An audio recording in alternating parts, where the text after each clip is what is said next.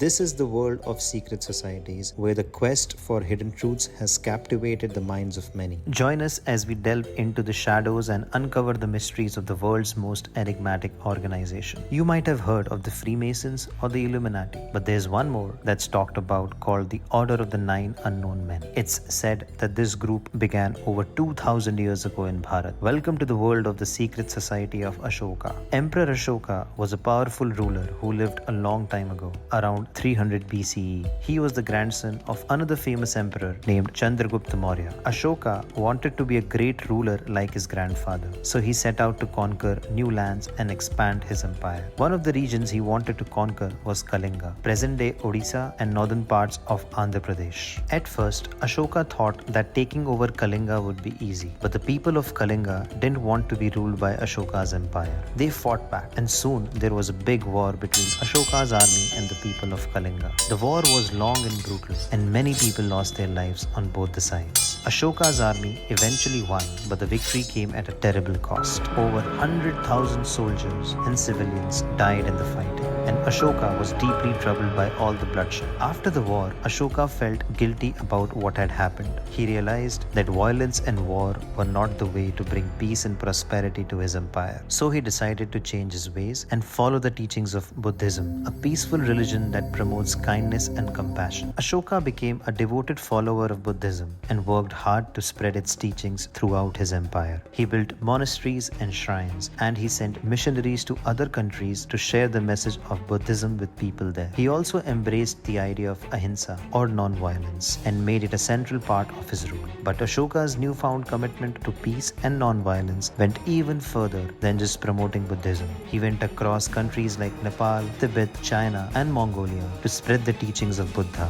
and his desire to avoid blood went to an extent where he converted to vegetarianism and avoided killing of animals altogether. He started following the path of Dharma. He started realizing that humans have access to a vast sea of knowledge. He became concerned about the misuse of this knowledge and technology for harmful purposes. He saw how people could use their intelligence and skills to create weapons of war and cause suffering and destruction. To prevent this from happening, Ashoka came up with a plan to protect valuable knowledge from falling into the wrong hands. He gathered together a group of 9 wise and learned men, each an expert in different field of science and technology. These 9 men were tasked with preserving and safeguarding humanity's most important discoveries and inventions. Ashoka gave each of the 9 men a special book which contained secret knowledge on a scientific subject. These subjects ranged from psychology to physiology to alchemy and cosmology. Each book was filled with ancient wisdom and advanced techniques that could revolutionize the world if they fell into the wrong hands. But Ashoka knew that the knowledge contained in these books was too powerful to be shared freely with the world. He feared that if the wrong people got hold of it, they could use it to cause harm and chaos. So he instructed the 9 men to keep the contents of their books secret and to only share them with others when absolutely necessary. The 9 men took their duty seriously and swore to protect the knowledge entrusted to them by Emperor Ashoka. They formed a secret society known as the Order of the Nine Unknown Men, and they pledged to keep their existence hidden from the rest of the world. The first book is all about how to mess with people's minds using propaganda and psychological tricks. It's like controlling a whole crowd without them even knowing it. The second book is scarier. It's about how to kill someone with just a touch or using secret poisons. Then there's the third book, which is about tiny things called microbes that can make us sick. But it also talks about how we can use them to stay healthy, like how the Ganga river stays clean. The fourth book talks about turning ordinary metal into gold. It explains why temples had lots of gold in ancient times. It's like magic.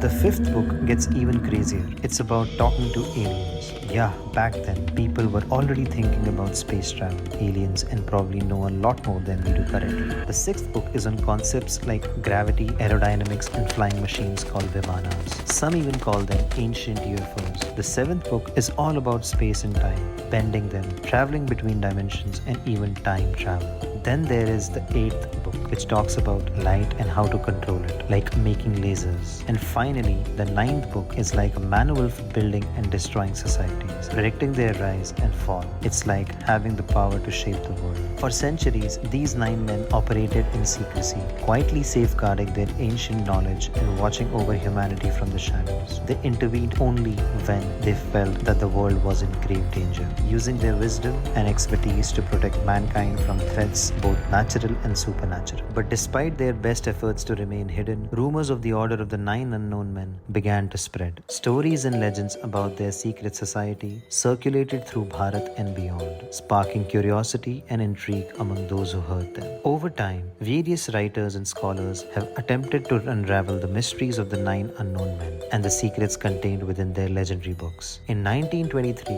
an English author, Talbot Mundy, wrote a novel called The 9 Unknown, which talks about these 9 men as goddess Kali worshippers. The concept of the 9 unknown men was further popularized by Louis Pauwels and Jacques Bergier in their 1960 book, The Morning of the Magicians. They claimed that the 9 unknown were real and had been founded by the Indian Emperor Ashoka. They also claimed that Pope Sylvester II had a mysterious visit to Bharat in the 10th century and met these 9 men to learn about advanced technology and time travel. But whether the story of 9 unknown men is real or simply a myth is a question that remains unanswered to this day. If they turn out to be real, they'd be the oldest secretive group ever known. At present, only a handful of people have heard about the 9 unknown men. Some believe they're still around today, passed down from one group of 9 to the next. Or maybe the same founding members are still among them.